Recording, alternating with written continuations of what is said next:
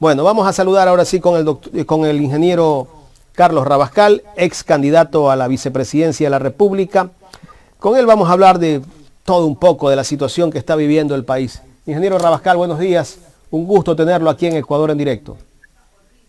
Muy buenos días, Jaime, muy buenos días a tu audiencia.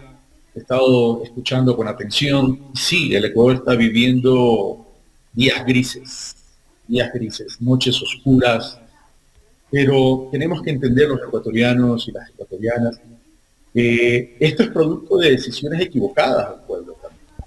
Decisiones equivocadas del pueblo ecuatoriano en cuanto a elegir a un modelo y a un presidente que sabíamos por dónde iba. Es decir, un presidente que no estaba preparado, un modelo que sabíamos que iba a ser de una austeridad ortodoxa, extrema, donde iba a debilitar la economía interna del país, y esto es debilitar la economía de los ecuatorianos. Mira, Jaime, si tú ves las declaraciones, los análisis y las opiniones del Banco Mundial, el Banco Mundial hace poco ha dicho que el Ecuador es el único país de la región que no se recupera de la pandemia, que no se recupera del efecto de la pandemia en la economía. El único país en la región. Y ahí hay una clara diferencia entonces entre el modelo aplicado por este neoliberalismo liderado por Guillermo Lasso, ¿verdad? Que en vez de inyectar recursos en la economía, le extrae recursos a la economía. Y eso significa entonces que el Ecuador ha venido de tumbo en tumbo durante este año 6 meses, que es la continuación de esa política absurda y estúpida de la austeridad implementada también por el expresidente Moreno. Entonces, a poner las barbas en remojo y dejar ese discurso de mirar hacia atrás, ese discurso del efecto retrovisor, del odio, de la descalificación, de la antipatía, y comenzar a ver el Ecuador de forma profunda y de forma seria, porque lo que se quiere es que exista un Estado presente, y el Estado presente se da cuando hay una visión de desarrollo, cuando hay políticas de Estado, cuando hay políticas públicas, pero hemos visto que no hay visión de desarrollo, que no hay políticas de Estado, que no hay políticas públicas, que no hay acciones ni decisiones gubernamentales para resolver problemas, que hoy son coyunturales, pero que provienen de problemas estructurales del país. Claro. Cuando usted dice que Ecuador es uno de los países que no sale de la situación, de la crisis que vive, ¿no? Yo me imagino que no vamos a salir nunca cuando tenemos una moneda que no es propia y que en vez de que esos recursos se queden acá en nuestro país, se los envía a una reserva monetaria internacional, no se va a reactivar la economía del Ecuador. Jorge, ¿qué pasó? Ahí estamos. Entonces yo decía, y analizándolo bien, yo creo que a veces no necesitamos ser economista y tampoco saber tanto de números, pero yo creo que partiendo desde allí, ingeniero Rabascal, es difícil que el país se recupere, pues si el Fondo Monetario creo nos dio $1.000 millones y ese dinero que ingresó al país, si no me equivoco, se fue a la reserva y ese dinero era con el fin de que se lo invierta en el país y se reactive la economía. Jaime, primero una precisión. La culpa no es de la moneda. La culpa no es del dólar. Te voy a poner un ejemplo. Primero, un antecedente. El Ecuador adoptó una dolarización por desesperación. Adoptó el dólar como moneda por desesperación. Ya la adoptó y tenemos que fortalecer esa economía dolarizada. Pero qué hemos hecho para fortalecer esa economía dolarizada? Yo te recuerdo que entre el año 2007 y 2017, ya con el dólar, el Producto Interno Bruto creció de 47.000 millones a 100.000 millones. Entonces, el problema no es el dólar. El problema es las políticas que se aplican que no permiten hacer crecer la economía. ¿Por qué? En esos 10 años del gobierno de Rafael Correa se creció del 2007 al 2017 de 47.000 a 100.000 millones de dólares. Algunos argumentan, por el precio del petróleo. Si uno analiza el promedio del precio del petróleo en esos 10 años, el precio el promedio del barril del petróleo era de $55 por barril, el promedio. ¿Ya? Entonces, ¿Por qué creció tanto? ¿Por qué creció tanto el Producto Interno? Porque hubo políticas que estaban orientadas a hacer crecer la economía. ¿Por qué? Porque hubo inversión pública. Recuerda que la inversión pública en su momento llegó a representar el 11% del Producto Interno Bruto. Uh-huh. O sea, hubo políticas, hubo una orientación de la inversión, orientada ¿a qué? A la construcción de competitividad sistémica, carreteras, hidroeléctricas, puertos, aeropuertos, etcétera, etcétera, etcétera. Hubo una inversión en la salud pública, es decir, hubo inversión en todo aquello que el país necesitaba para poder ser productivo y competitivo, pero que adicionalmente generaba trabajo, generalmente incorporaba a la gente a la fuerza laboral. No por nada, en esos 10 años se incrementó ¿qué? Se incrementó el universo de afiliados en el Ecuador. ¿De afiliados a dónde? A la seguridad social. Entonces ahí es donde tú dices, bueno, hay una política orientada al desarrollo del país que genera trabajo, que mueve la economía y que adicionalmente beneficia a la seguridad social. Entonces, tú tienes que ver en esa visión de desarrollo todos los elementos que integran la posibilidad de sacar adelante a un país. Uh-huh. ¿Y por qué se ha destruido tanto ese proyecto de país que teníamos hasta hace 7 años? Hay dos elementos que convergen y que dan respuestas a tu pregunta. Uno, porque el modelo neoliberal y el modelo de la derecha ecuatoriana no cree en el Estado. ¿Y qué significa no creer en el Estado? Significa entonces que no hay políticas que están orientadas al desarrollo de un país, y cuando hablo del desarrollo de un país estoy hablando del desarrollo de una sociedad, ¿verdad? Entonces, al no creer en el Estado, ¿en qué se concentra esa política? Se concentra en una política de austeridad. No me importa que el Estado se debilite y comienzo entonces a orientar los recursos del Estado tan solo y de forma exclusiva a las finanzas públicas y al pago de la deuda externa. Así no se desarrolla el país. Nadie dice que no hay que honrar ni pagar la deuda. Por supuesto que hay que honrar y pagar la deuda, pero hay que reestructurar la deuda para poder liberar recursos y poder también atender las necesidades del país. Y el ejemplo está claro. Mira, si el país no crece al 5% anual de forma sostenida, no vamos a salir de la crisis nunca. Entonces, ¿cuál es la principal meta? Tener que construir un país que le permita crecer al 5% anual para poder tener sostenibilidad, para poder tener empleo y para poder tener crecimiento económico con políticas de desarrollo. Y cuando hablo con políticas de desarrollo, hablo de inclusión en la fuerza laboral y hablo de la posibilidad de reactivar la economía interna. Pero este gobierno neoliberal, el gobierno de la derecha, está tan solo en quitarle recursos del presupuesto del Estado a la economía interna para atender educación, para atender salud, para atender seguridad, para atender justicia. Y tampoco reactiva la economía.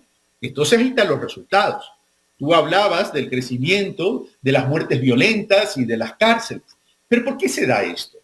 A ver, recordemos que esto no viene de ahora, viene del gobierno de Moreno, pero es la continuidad. Se le quitó recursos a la seguridad, se quitó la institucionalidad de la seguridad y adicionalmente no se perfeccionan los modelos de seguridad. ¿Hoy de qué estamos hablando? Hoy estamos hablando de la policía, cuando tenemos que hablar de la seguridad.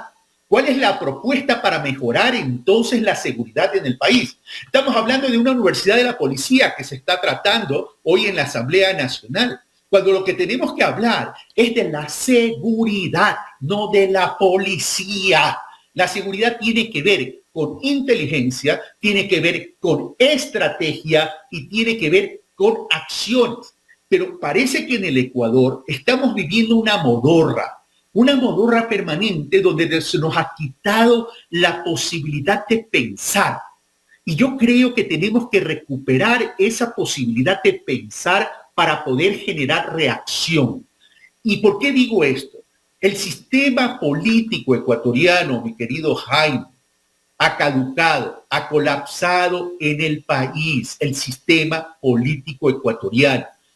El hipercentralismo ha castrado y ha coartado las posibilidades de sacar al país de la crisis. Por eso yo vengo insistiendo desde hace mucho tiempo de la necesidad de implementar un sistema político democrático y de desarrollo regionalizando la estructura del país. Regionalizando la estructura del país. Esta regionalización al amparo de un Estado único nos va a permitir desconcentrar y descentralizar todo aquello que está mal el día de hoy, para que sean las distintas regiones del país las que con sus propias políticas, su propia participación, su propia visión, pero articulando en democracia con el pueblo ecuatoriano que está más cercano a aquellas regiones, esas medidas que permitan desarrollar en cada una de las regiones. Pero eso no se da. Por ejemplo, seguimos hablando que la inseguridad tiene que ver con una falta de acción de la policía. Primero, discutamos, ¿la policía tiene que ser militarizada, sí o no? Yo creo que no. Yo creo que tenemos que trabajar en la construcción de una policía civil, pero esa policía civil tiene que tener varios elementos. Una policía también descentralizada, que se dedique a la investigación, que se dedique a la criminalística y que tengamos un cuerpo entonces de seguridad civil que investigue, que tenga inteligencia, que tenga criminalística, que tenga laboratorios y otra policía uniformada que se dedique a cuidar y proteger el orden territorial, pero con una estructura descentralizada de país. Entonces cada región va a poder, ¿qué? Va a poder atender esas necesidades de seguridad que son día cotidianas. Y por otro lado, tener una estructura de seguridad nacional y una estructura de seguridad territorial. La nacional dedicada a la protección de la seguridad interna del Estado a nivel nacional y la territorial en cada una de las regiones. Y se va articulando. Pero hay que inyectar recursos, hay que inyectar dinero para poder realizar esto. Y eso es lo que no entiende el gobierno, porque el gobierno dice tan solo heredado, la culpa es de atrás. Entonces vive con una eterna tortícolis mirando al pasado en vez de entrar ya a establecer unas estrategias. Yo ya no sé si reírme o indignarme cuando veo al presidente de la República perdido en un espacio televisivo donde muestra papeles que dice, aquí está el plan de seguridad, cuando se los piden, dice que no lo puedo entregar porque es reservado. Perdónenme, los crímenes no son reservados. La inseguridad que estamos viviendo no es reservada, nos está afectando no solamente a la vida de los ecuatorianos en términos de vida, sino en términos de trabajo. Por tanto, tenemos que entrar a debatir el tema de seguridad de forma abierta. Pero el presidente cree que metido en su laberinto y en su burbuja, cree que va a sacar al país adelante y le importa un pepino lo que esté pasando con los 18 millones de ecuatorianos. Ingeniero Carrascal, buenos días. Rabascal. Ingeniero Rabascal, buenos días. Carla Aro le saluda. Bueno, el país vive una crisis profunda dentro de todos los sectores. Y este 4 de octubre el Pleno de la Asamblea nuevamente manifiesta el incumplimiento del plan de campaña del presidente Lasso. Esto otra vez pone en la palestra pública el tema de la muerte cruzada, de posible destitución del presidente. ¿Cómo ve usted eso? Quizás este sea el camino, porque vemos la incapacidad del presidente para gobernar, para tomar acciones, y estamos dentro de un Estado fallido, no solamente en el tema de seguridad, sino en el tema económico, social, político, no ha podido manejarlo. ¿Será esta una salida evidente o estamos a puertas ya de una revuelta social, de ver que las autoridades, que el gobierno no puede controlar el país?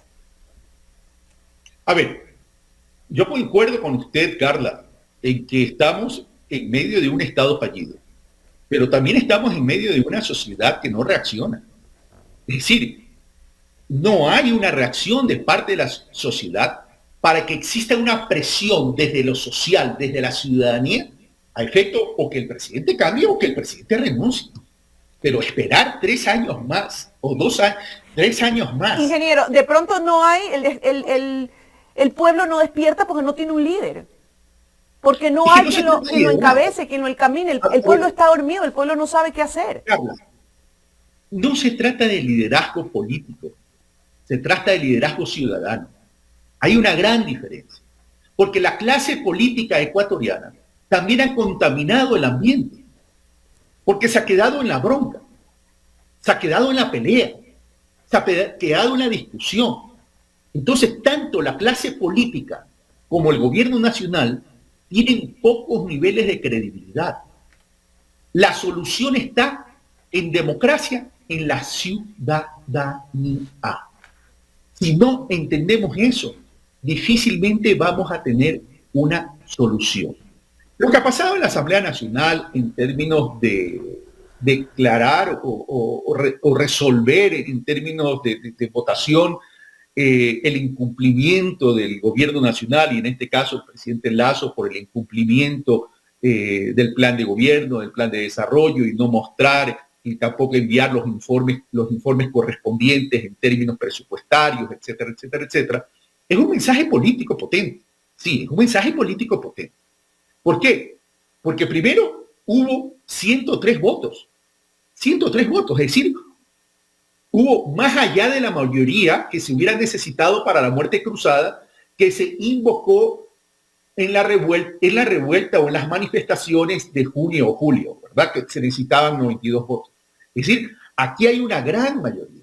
Esa gran mayoría debe mandarle un mensaje al presidente de la República. Y el presidente de la República debería comprender y entender que hay esa mayoría. Pero ¿cuál es la respuesta del gobierno? La respuesta del gobierno de nuevo de decir es cuidadito, me siguen molestando porque puedo invocar ahora la muerte cruzada por parte del Ejecutivo.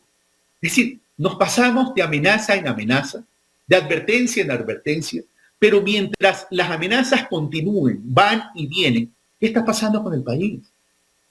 ¿Qué está pasando con el país? Si usted revisa, Carla... Ingeniero, no es qué está pasando, es qué va a pasar. ¿Qué va a pasar? Porque nadie toma las riendas de este país. Entonces, la pregunta de todos los ecuatorianos es, ¿qué va a pasar? ¿O qué tiene que pasar? Porque no soportamos más. La gente no quiere salir a la calle. Inversiones no van a venir. No van a venir porque este país no tiene seguridad jurídica, porque este país está lleno de delincuencia, porque está lleno de sicariatos, porque las mafias nos tienen aterrorizadas, porque el presidente no tiene un plan específico de gobierno, porque no hay inversión en la parte social, no se ha construido un solo puente, no se ha arreglado una sola carretera, las escuelas están botadas, las universidades públicas no tienen dinero y sin embargo, bueno, ahora tienen que ver qué hacen con el famoso examen, nivelación. O sea, estamos a la deriva. Entonces, ¿qué hacemos? ¿Qué hay que hacer? A ver, Carla, yo entiendo su desesperación, pero si nos quedamos en la desesperación no vamos a encontrar la solución, ¿sí? O sea, en este momento el Ecuador tiene que tener inteligencia emocional, pero tenemos que buscar la solución estructural. Ya, supongamos, Carla, que hay elecciones anticipadas y que el presidente y el vicepresidente y el gobierno entero tengan que salir. ¿Sí? ¿Usted cree que tan solo por el simple hecho de que haya elecciones anticipadas o que alguien sustituya al presidente, se va a tomar la solución, el Ecuador va a solucionar sus problemas? ¿Usted cree eso? Mire todas las manifestaciones en el mundo que se han dado. Sí, y dicen la primavera árabe, tal cosa, etcétera, etcétera. ¿Y qué se han solucionado? Entonces tenemos que comenzar entonces a entender los ecuatorianos, que si queremos entonces esa muerte cruzada o elecciones anticipadas, tenemos que establecer los ecuatorianos es cuál rumbo tiene que tener el país para no volver a caer en lo mismo. Y ahí viene entonces un elemento fundamental de análisis. ¿Cuál es el modelo de desarrollo y la herramienta económica que queremos para sacar al país de la crisis? Porque supongamos que haya muerte cruzada y elecciones anticipadas. ¿Qué modelo vamos a escoger? ¿El mismo modelo? ¿Y con eso vamos a solucionar el problema? ¿El mismo modelo de austeridad? ¿El mismo modelo de quitarle recursos a las familias ecuatorianas? ¿El mismo modelo de debilitar el Estado ecuatoriano? Porque yo le recuerdo, llevamos 6 años en casi 6 años en esto. Y entonces los ecuatorianos hemos aprendido la lección. Entonces tenemos que comenzar a orientar también a la ciudadanía. Usted me pregunta con justa razón y en medio de su desesperación, Carla, que todos los ecuatorianos la tienen, es ¿qué hay que hacer, pues entonces? Y hay que hacer lo que cada uno tiene que hacer en su rol. Ustedes como medio de comunicación, orientar, pero orientar no de forma coyuntural, sino orientar para poder establecer las diferencias de desarrollo de un país entre un modelo y otro modelo. Porque si no, ¿qué va a pasar? Significa que... Permítame terminar, Carlos. Si no, nos vamos a quedar tan solo en el odio del uno hacia el otro y del otro hacia el uno. Y con eso no vamos a salir adelante. Entonces ya tenemos entonces que hacer y practicar un periodismo serio, una política seria y una ciudadanía que participe en la democracia ecuatoriana. Ingeniero, eso significa que, bueno, viene un proceso de autoanálisis de cada uno de los ciudadanos para en democracia, como usted lo decía, elegir bien, ¿no? Analizar bien, elegir bien qué modelo, a quién le vamos a ceder las competencias, quién va a ser la cabeza, quién va a manejar el timón de este país. Pero para eso tenemos que esperar 3 años más. 3 años más de indolencia, de ineptitud, Carla, de disparates. Decía usted hace un momento cómo el presidente habla disparates, definitivamente, disparates, ¿no? A nivel nacional e internacional también. Entonces, tenemos que esperar desde nuestra trinchera, desde nuestro lugar, y resistir, porque yo entiendo que tenemos entonces que resistir, porque tampoco nos conviene que se vea el presidente y quién viene, es verdad lo que usted dice, ¿no? ¿Y quién viene? ¿No? ¿Y quién viene? ¿Qué modelo viene? ¿Hacia dónde vamos? Pero eso nos va a seguir costando vidas, lágrimas. Mi querida Carla, yo no estoy diciendo que hay que esperar 3 años, no confunda mis palabras. Lo que estoy diciendo es si es que realmente vamos a resolver el problema. Yo le voy a poner un ejemplo en la campaña electoral del 2021. Todos sabemos que el país está atravesando una crisis, por supuesto. Eso no es nuevo, no es novedad. Todo aquel que sea informado, que tenga un granito de inteligencia, va a saber y concluir. El Ecuador está en una crisis. Casualmente, para salir de esa crisis, en la elección del 2021, ¿qué proponíamos nosotros? Acceder a una parte de la reserva para reactivar la economía. ¿Y qué hicieron los medios de comunicación en ese momento? Se nos fueron todos encima, criticando la irresponsabilidad supuesta que teníamos nosotros para poder acceder a la reserva monetaria y para poder inyectar recursos a la economía. ¿Y hoy qué están diciendo? Señor presidente, acceda a una parte de la reserva monetaria para que invierta en la economía interna y para que la mueva. Recupere la institucionalidad, invierta en seguridad. Hoy le están diciendo todo eso, ¿no? ¿Y por qué a nosotros nos criticaron?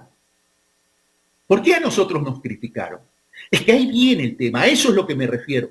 ¿Usted cree que en un proceso electoral, ya sea ahora o ya sea en el 2025, no se van a activar de nuevo los medios en contra de un modelo que representa el progresismo? Entonces tenemos, casualmente por eso, estos medios alternativos como el de ustedes, no caer en el error de la coyuntura. Criticar sí, porque hay que hacer una crítica, por supuesto, pero también orientar y educar a la ciudadanía para que no vuelva a caer en el error de la activación de los medios fuertes, de los medios tradicionales, para manipular la decisión de un pueblo ecuatoriano. La derecha es fuerte en el Ecuador. Si no, miren la votación de Bolsonaro, también en Brasil, que no es mala. Es decir, la derecha tiene capacidad de reacción con todo el dinero que tiene. Entonces tenemos que comenzar entonces a rescatar el pensamiento. Porque ¿de qué nos sirve una elección si no vamos a poder soportar todo ese ataque y manipulación de parte de medios que se han convertido en los partidos políticos y en las organizaciones políticas del neoliberalismo y de la derecha. Entonces tenemos que ser más inteligentes, tenemos que ser más estrategas y tenemos que, como ciudadanos, reaccionar, salir de esa modorra, salir de ese sueño para poder sacar al país adelante. Ingeniero, bueno, una buena reflexión que nos deja a todos los ciudadanos, ¿no? Para poder analizarlo y verlo más allá. Antes de darle paso a mi compañero, ¿qué piensa de la consulta popular, de las preguntas de la consulta popular que tiene el presidente de la República? Pues, ¿no? Entre ellos con el tema de seguridad, que las Fuerzas Armadas también intervengan. ¿Cuál es su apreciación? La consulta popular es un distractor de parte del gobierno. Ha prostituido la consulta popular. La consulta popular, en términos de sus preguntas, no resuelve absolutamente los problemas del país. No resuelve absolutamente los problemas del país. Está mal diseñada, mal elaborada. En el tema de las fuerzas militares, recuerde que hay ya una resolución de inconstitucionalidad en el año 2018. El tema de las Fuerzas Armadas tampoco están preparadas para la seguridad interna. Es otro tipo. Una cosa es en el tema de excepcionalidad y otra cosa es en temas permanentes. Por eso digo yo que para poder resolver hay que tratar los temas estructurales, hay que ver la seguridad interna como un todo y de otra forma. Por otro lado, el tema de la extradición, que es otro caballito de batalla, responde a una estrategia de asociación de la política con el narcotráfico, nada más, para poder desprestigiar y para poder descalificar y para poderle restar credibilidad a determinados sectores de la política ecuatoriana. Pero yo le pregunto, ¿Colombia hay extradición? ¿Desapareció el narcotráfico? ¿Desapareció el tema de la inseguridad? No. Entonces tenemos que trabajar más bien en luchar contra la inseguridad desde la política pública, desde la acción, con presupuesto, con inteligencia, con estrategia. Pero ¿cuáles son las políticas públicas que han establecido el gobierno para poder solucionar estos problemas? Usted las conoce. Ustedes que hacen periodismo, la conocen. Porque si ustedes la conocen y yo no la conozco, por favor, díganmela. Pero aquí no hay nada. Aquí no hay absolutamente nada. Aquí hay un distractor. Por eso yo quiero decirle a través de su medio a la ciudadanía, esa consulta popular, independientemente que todavía no esté de forma definitiva porque tiene que pasar por la Corte Constitucional, etcétera, etcétera, etcétera, hay que decirle que no a esta consulta popular tal cual como está estructurada. ¿Y por qué hay que decirle que no? Porque es el primer paso para castigar de forma visible y tangible al gobierno nacional, o ya sea para que se vaya, o ya sea para que rectifique. Pero no podemos seguir permitiendo los ciudadanos a que se siga jugando con la inteligencia y con la vida de todos nosotros. Ingeniero, siguiendo con el tema de la consulta un poco, la pregunta 6 es el tema del Consejo de Participación Ciudadana. Yo creo que es la pregunta que tal vez más le interesa al gobierno, porque lo que quiere el gobierno es que las autoridades de control no las nombre el Consejo de Participación Ciudadana y Control Social. Ahora está pidiendo que la Asamblea sea la que vaya a nombrar a las autoridades. No sé cómo lo va a hacer, porque el presidente no tiene una mayoría en la Asamblea Nacional, ¿no? Y hay que ver si estas preguntas se las califica la Corte Constitucional. Ya por ahí salió el Procurador General del Estado, el doctor Íñigo Salvador, a justificar que todas las preguntas son constitucionales y deberían ser aprobadas, ¿no? Al parecer el señor Procurador como que es parte de la Presidencia de la República, es como que la Procuraduría parecería que fuese una oficina o una institución que es parte de la Presidencia de la República. A ver, independientemente del tema del procurador, el procurador no es corte constitucional. Partamos por ahí. El procurador puede decir misa, pero el procurador no es parte de la Corte Constitucional. En primer lugar. En segundo lugar, sobre el tema de la designación de las autoridades de control que pase a la Asamblea. Parece que nos gusta vivir una especie de déjà vu. ¿Ya existió eso o no existió eso? Ya existió eso. En el pasado ya existió eso. ¿Y nos fue bien o nos fue mal? Recontra mal. No fue mal. Entonces, en vez de perfeccionar lo que ya está, en vez de perfeccionar lo que ya está, que fue además una decisión del pueblo ecuatoriano, yo en su momento no estaba de acuerdo con el Consejo de Participación Ciudadana, pero eso lo aprobó el pueblo ecuatoriano, pues entonces tengo que acatar la decisión del pueblo ecuatoriano y está en la Constitución de la República. Entonces, como no lo pueden eliminar, le quieren quitar ciertas funciones. Pero ¿cuáles funciones le quieren quitar? La función que le conviene al presidente Lasso, como que él quiere pensar que va a ser eterno, ¿sí? Entonces, ¿dónde está la trampa? Le quiere quitar la función al Consejo de Participación e enviarlo a la Asamblea, ¿verdad? En la Asamblea está compuesta por distintos bloques legislativos que representan distintas y diversas organizaciones políticas. Si no se ponen de acuerdo y no hay los votos necesarios para designar a las ternas enviadas por quién, por el presidente de la República, ¿quién decide entonces la designación? El propio presidente de la República. Claro. El propio presidente de la República. Ahí está la trampa. Esa es entonces, la trampa. Y mucha gente no cae en cuenta en eso, ¿no? Claro. Entonces, ahí hay una gran irresponsabilidad. Pero por otro lado, mi querido Jaime, es cuestión de revisar la cantidad de decisiones erradas que tiene el propio presidente de la República. Acuérdense de la propia terna que el propio presidente envió a dónde en relación al superintendente de bancos. Él mismo se encarga de calificar y de descalificar a su propia terna. Entonces el problema no pasa por la designación del Consejo de Participación Ciudadana. El problema pasa porque tenemos un presidente perdido, tenemos un gobierno perdido, tenemos un gobierno que no sabe, que no tiene idea del manejo de lo público, no tiene idea de lo que significa el Estado y no tiene idea de la autonomía y la independencia de los organismos de control. Carlos, ¿tú no crees que el presidente de la República tal vez tiene asesores, pero esos asesores son nada más decorativos? Porque el que decide finalmente es él. Porque yo no creo que los asesores sean los que le hacen meter la pata al presidente de la República. Como lanzar esa perla en esa entrevista que le dio a Rafael Cuesta, que le dan, las entrevistas que hace el gobierno son con preguntas realizadas con anterioridad y me imagino que las revisa. Y él lanzó una perla que va a construir edificios con identidad de género. Yo no sé de dónde va a sacar esos modelos de edificio, porque estuve googleando yo y no veo en algún país del mundo que haya edificios con identidad de género. Seguramente vamos a estar en la boca del mundo porque Ecuador va a empezar a construir esos edificios. Esas cosas así que el presidente de la República lanza y que nos pone a debatir a los ecuatorianos cuando estamos viendo que se está matando a la gente en las cárceles. Yo a veces quiero creer o quiero entender que es el que creó la película La Dictadura Perfecta, es el libreto que está haciendo el presidente de la República. Para responder a tu pregunta te quiero plantear una pregunta.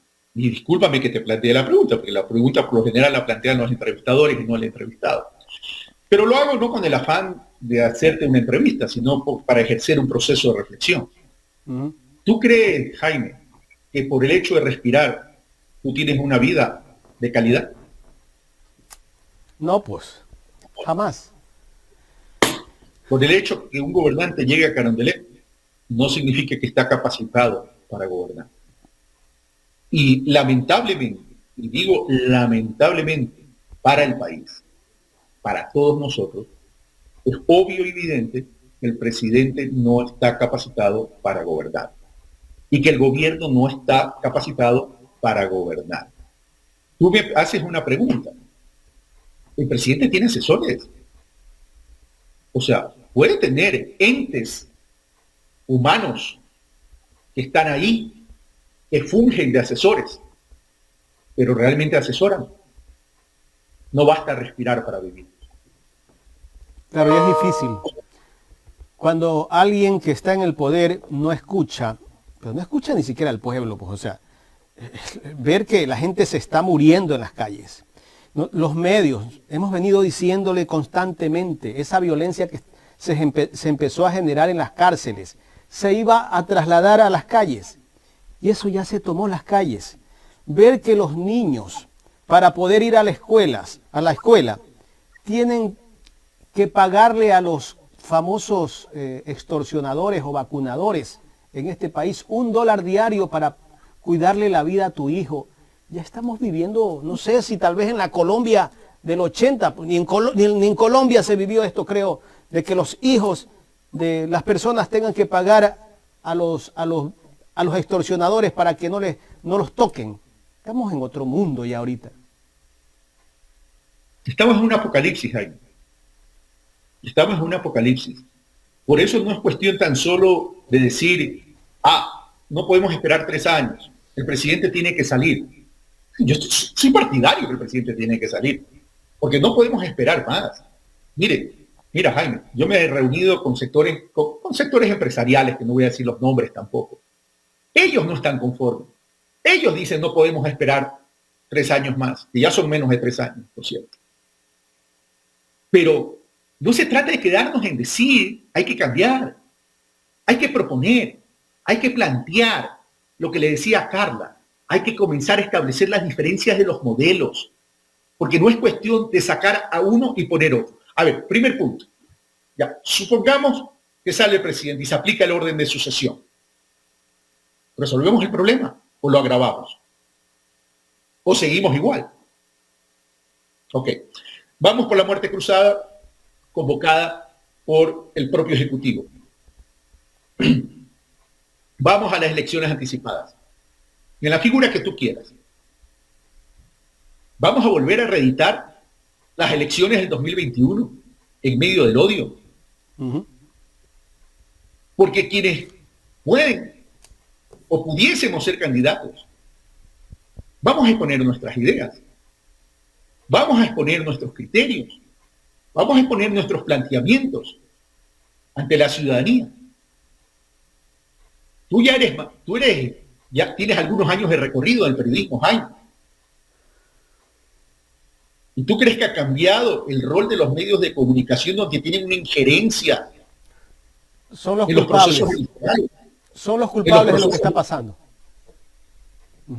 Sí. O te atacan inmisericordiamente a través de las noticias y construcción de noticias falsas incluso. Y cuando te dan chance para una entrevista, la libretean de tal forma que lo que quieren es hacerte caer en el ridículo o descalificarte. Entonces la ciudadanía también tiene un rol acá. El no dejarse engañar. El saber discernir entre lo que le conviene al país y no le conviene al país. Ningún sistema es perfecto, estamos de acuerdo. Hay errores que se cometieron en un modelo y en otro modelo. Pero lo que hay que establecer es el balance general de cada uno de ellos. Pero aquí, luego de 6 años, seguimos echándole la culpa en el país al expresidente Correa. O sea, luego de 6 años seguimos en la misma, casi te digo otra palabra, perdón, seguimos en lo mismo. O sea, ¿y la ciudadanía qué hace? Compra eso. Lamentablemente. O sea, en 6 años resulta que quien hizo crecer la economía de 47 mil millones a 100 mil millones en 10 años es el culpable de todos los males. Cuando en esos 10 años se redujo la pobreza. Así es. Cuando en esos 10 años creció la economía. Cuando en esos 10 años se reivindicaron los derechos fundamentales de educación y salud pública y de seguridad de los ciudadanos. Pero por favor, pues, estamos volviendo locos todos. Por eso yo digo, los invito y los convoco a ustedes como medios alternativos, no solamente a quedarnos en la coyuntura, porque estamos cayendo en la trampa. Si se quedan en la coyuntura, no va a pasar nada. Lo que tenemos que hacer es seguir orientando a la ciudadanía, me refiero a los medios de comunicación alternativos digitales, a establecer un modelo y el otro modelo. Porque si no, simplemente le cambiaste la cara y nada más. Entonces, el día de mañana vendrá alguien parecido a un Bolsonaro que lo quisieron intentar con Patricio Carrillo cuando es el culpable de la inseguridad del país. Querrán cambiarle el rostro con alguien de cara de oveja, pero con el mismo modelo neoliberal y derecha de austeridad. Es momento entonces de orientar a la ciudadanía, de saber qué es lo que necesita y qué es lo que quiere. Carlos, quiero agradecerte por habernos dado este tiempo para conversar, pero antes de que te vayas, me gustaría hacerte una consulta y que me la respondas en 20 segundos. ¿Cómo ves tú el balotaje en Brasil? Lula-Bolsonaro. ¿Tú crees que Lula podría ser el próximo presidente de Brasil? ¿O Bolsonaro tiene chance? A ver, ¿cuánto le falta a Lula para llegar al 50%? Menos de 2%. 2%. Poquito, claro, 2% porque no hay 1.5 votos, ¿no? Claro. 1.5, ya. Entonces, si lo medimos aritméticamente, Lula debería ser el presidente de la República. Claro. Pero la política no se puede medir aritméticamente. Por tanto, tenemos que ir a un análisis de transferencia de votos. Pero la chance la tiene más Lula, porque el otro tiene que completar 8% para ganar. Claro, a eso voy. Entonces, ¿cómo consigue Lula esos 2 puntos? A través de la transferencia de votos. Al igual que el otro, ¿no? Al igual que Bolsonaro. Entonces, ¿dónde puede sacar Lula esos 2 votos?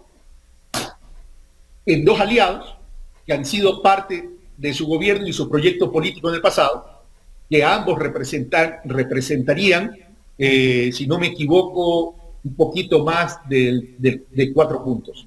Así que yo creo que Lula sí pudiese ganar. En política nada está dicho, pero dentro del campo de las probabilidades yo creo que Lula puede ganar. Además hay otro elemento. Las elecciones en Brasil no son de carácter obligatorio. Por tanto, al igual que en Colombia, lo cual pudiese pasar algo que pasó en Colombia. En esta segunda vuelta se puede incrementar el universo electoral que va a votar, aquellos que no fueron a votar en la primera vuelta, con lo cual también pudiesen apuntalar al expresidente Lula. Yo creo que en todo caso, independientemente que Lula gane, ¿qué va a reflejar? Es la gran polarización que va a existir en Brasil en términos de sociedad y que es el reflejo de la región. Entonces, por eso digo yo, trayéndolo al Ecuador, pongámonos las pilas, reflexionemos y hagamos las cosas bien. Gracias, ingeniero Carlos Rabascal. Gracias a ti, Jaime, gracias a ti, Carla, y un gusto poder conversar con ustedes luego ya de algún tiempo. Y bueno, ya pronto seguiremos conversando y seguiremos construyendo este reto que tenemos todos los ecuatorianos de rescatar al país. Porque aquí ya no hay tan solo que reconstruir al país. Para reconstruir al país, primero hay que rescatar al país. Gracias al ingeniero Carlos Rabascal, ex candidato a la vicepresidencia de la República, dándonos su punto de vista de la situación del